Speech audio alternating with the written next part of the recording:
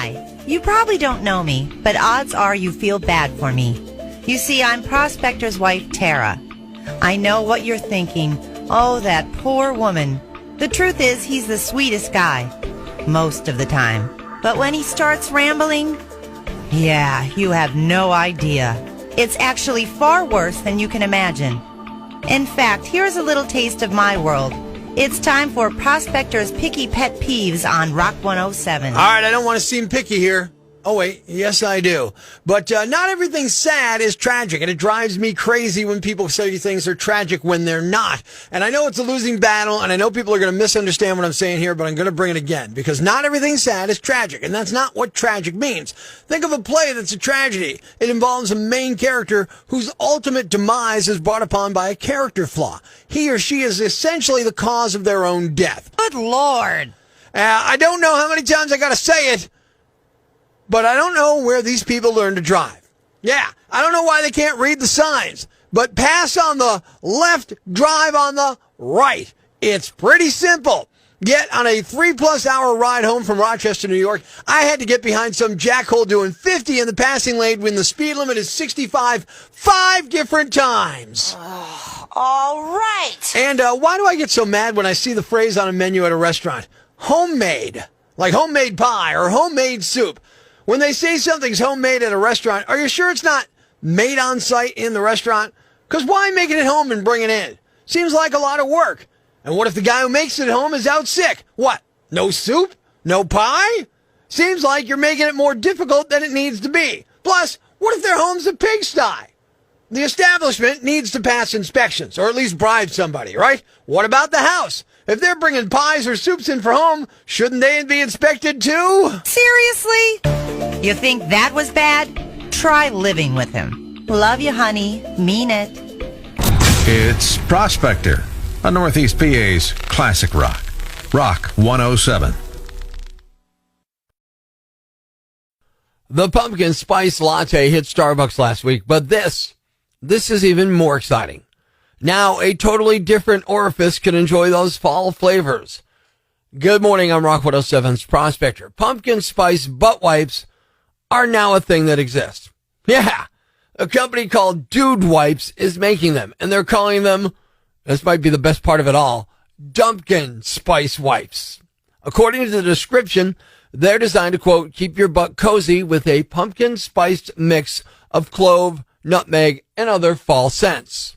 They posted a picture of a pumpkin with the date 9/5/23 carved in it, so I'm guessing that's when they're officially going to hit the stores, but you can already buy them on Amazon. This is actually something that Dude Wipes joked about doing a few years back. They posted a fake photo of pumpkin spice butt wipes back in 2019. So I'm guessing corporate decided the world was finally ready for the real thing. You can go out in the stores very soon and buy pumpkin spice butt wipes. The good news here is the next time you're stuck using a public bathroom, you might take a deep breath and think, is someone baking pie in here?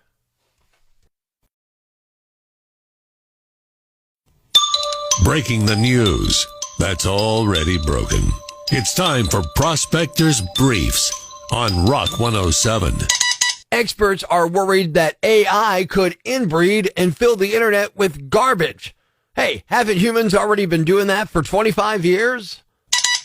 A man from New York City won $1 million from a scratch-off ticket. He plans to spend the money on 2 months' rent. The Texas State Fair revealed this year's food award winners. Each recipient gets a trophy and a thank you note from insulin manufacturers. Prospector ruins everything, even the news. Tune in tomorrow for Prospector's Briefs on Rock 107.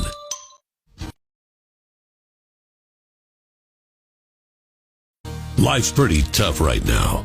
There's plenty of bad news, but it's not all bad. It's time for the brighter side of Prospector on Rock 107. A 42-year-old guy in Virginia named Jimmy Thyden was adopted as a kid, and he found out a few months ago that it was part of an illegal adoption scheme from Chile, where he was born, taken from a hospital, and eventually adopted out to a couple in the United States who had no idea. Now, thankfully, he's had a good life. He's a former Marine who's now a lawyer with 2 kids of his own. But as soon as he found out what happened, he wanted to track down his birth mom in Chile. And he succeeded. He just went there this month to meet her. Until recently, she didn't even know he was alive. The hospital told her he died right after he was born. He showed up in a full suit with a bouquet of flowers, and he told a reporter the adoption scheme robbed them of 42 years worth of hugs, but he wanted to make sure it wasn't 43. Thanks. We needed that. The brighter side of Prospector on Rock 107. Sometimes he can be selfish. He labors to get through most social interactions. Sometimes you can be kind of a jerk. Today, he asked the question, am I a jerk? On Rock 107. All right. Am I a jerk? Weigh in. Let me know. Last week, my younger brother, my older brother, and I went to the Yankees Stadium to see the Washington Nationals play the Yankees. Yankees got beat. It's a bummer, but something else happened there. After a couple innings of the game, we get up and we head to the concession areas. When we come back to our seat, there's a dude in my seat, a seat jumper in my seat. You know, someone who bought a different seat, but then sees an empty seat in a better location and jumps in there, at least till the owner comes back. Well, I was the owner, and I said, hey, that's my seat. Oh, sorry, man. Got up and he walked away. Then I noticed he left an unopened bottle of water in the holder for the drink in the front of my seat. A little while later, he comes back and says, hey, that's my water. I said, no, it's not. It's my seat. It's my water. I didn't give it to him. Does that make me a jerk? On to the Rock Lines, Karen from Warrior Run. What do you think? No, you're not a jerk. Finders, keepers, losers, weepers. That's an oldie, but that's a goodie. Karen's with me, but open mic on the Rock 107 app thinks I should have done something more. I think you're a jerk for not dumping it on his head. People are disgusting. They buy a cheap seat and then they try to jump into a good one. Yeah, you seat hopping fool. Dave says, no, we seat jump all the time when possible, and we accept the risk of getting tossed or forgetting something. This one is on him. Steve, nope, that falls under finders keepers. On to the Rock Lines. Am I a jerk? What do you think, Rock 107? What were you going to do with the water? I guess in my mind it was the price of stupidity. He left the water there when he shouldn't have been there in the first place, you know? Did he leave without a problem? Yeah, he just said, okay, and he turned around and walked away. How do you spell it? J-E-R-K. Later, dude. Later, man. He thinks I'm a jerk. Valerie says, kinda. I would have given him the water. Don, you're not a jerk. If he had stayed in that seat he'd purchased, he wouldn't have lost his water. That's that he jumped into yours and lost it. Teresa, maybe half. Yeah, and half no. Ricky on the Rock Lines, what do you think, dude? Am I a jerk? Prospector, definitely not a jerk, man. Not a jerk. You're okay with that whole move? Yes, sir. Hey, if he wasn't in your seat, he wouldn't have left his water there. Tough bananas. Mark from Scranton on the Rock Lines, what do you think? Am I a jerk? Not a jerk. Not a jerk. You're okay with everything I did? Absolutely. His bottle of water was the rental fee for using your seat. There you go. That's a good way to look at it. Melissa, you're not a jerk. He shouldn't have left the water. Too bad, so sad. And Keith, not a jerk this time, Prospector. I would have opened it up in front of him, taken a drink, and then asked him, are you sure this was your water?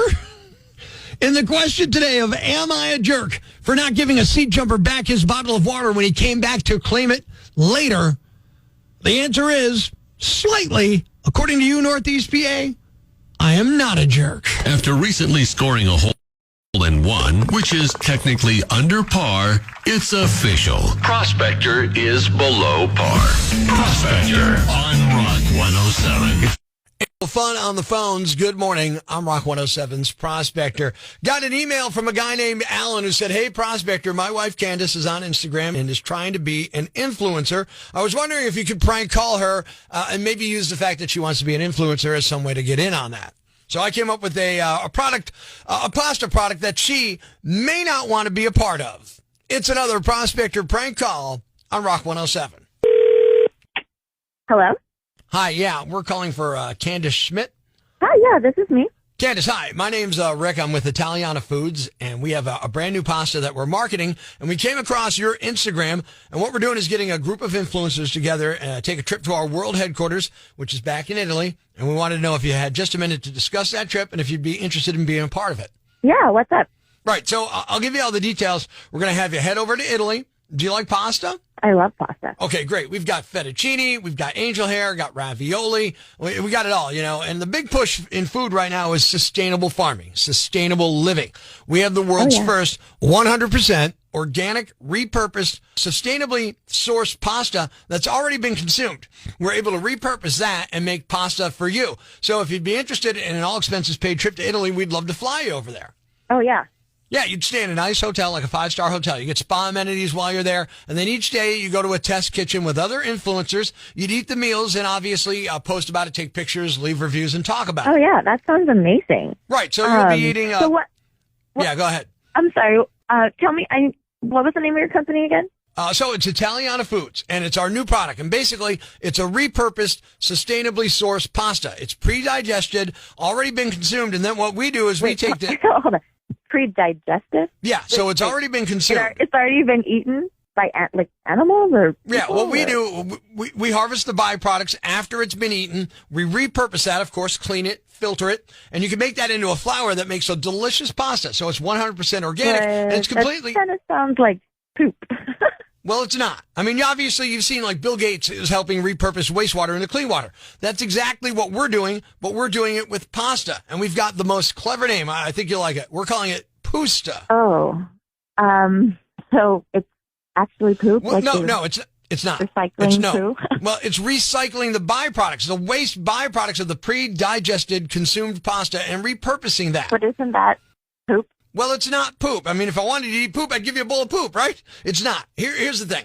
We can't just keep eating all we want, just depleting the earth of its resources. We're giving you an all-expenses trade trip to Italy. All you got to do is eat some delicious pasta. I mean, I'm getting a...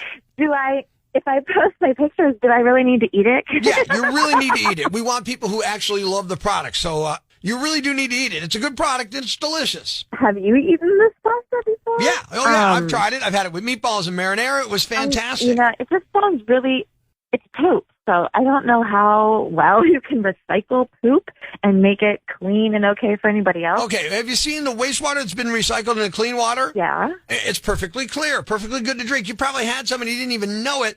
Would you agree that we cannot continue to deplete the Earth's resources? But I feel like there's other ways to help. It sounds like you think it's a big joke. I'm giving you the opportunity to get in on the cutting edge of sustainable food eating, okay? But I don't want to eat poop. You're not eating poop. You're eating poos. Is this a joke? Is this real? No, it's a prank call. It's a Prospector prank call, Candace. It's not real. You're on Rock 107 right now. There's no such thing as Oh, Pusta. my God. I was really...